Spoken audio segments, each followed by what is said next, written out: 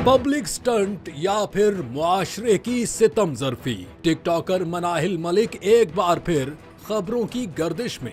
पहले video leak हुई, TikToker पशिमा हुई, मुआफी मांगी। अब दोबारा मनाहिल मलिक की नाजेबा वीडियो लीक हो गई। लाखों फॉलोवर्स वाली टिकटॉक सेंसेशन मनाहिल मलिक एक बार फिर मुतनाज़े वीडियो लीक के तूफान में घिर गई हैं। रमजानुल मुबारक में उम्रा अदा करने और ईद मनाने के बाद अब उनकी एक और निजी वीडियो सोशल मीडिया पर वायरल हो गई है, जिसने सारिफीन में इश्तियाल को जन्म दे दिया है। मौजूदा वाक़े पर मनाहिल ने अपने दिफा में कहा है कि ये तमाम वीडियोस मसनूई ज़हानत यानी AI के जरिए तैयार की गई हैं। उनका कहना है कि मैंने FIA में इस सिलसिले में शिकायत दर्ज करा दी है और उम्मीद है कि मुजरिमान जल्द ही कानून के शिकंजे में आ जाएंगे। याद रहे कि गुज़िश्ता साल अक्टूबर में भी ऐसी ही कई वीडियोस लीक हुई थीं, जिसके बाद उन्हें तनकीद का निशाना बनाया गया था और मनाहिल मलिक ने आर्जी तौर पर सोशल मीडिया छोड़ने का ऐलान किया था।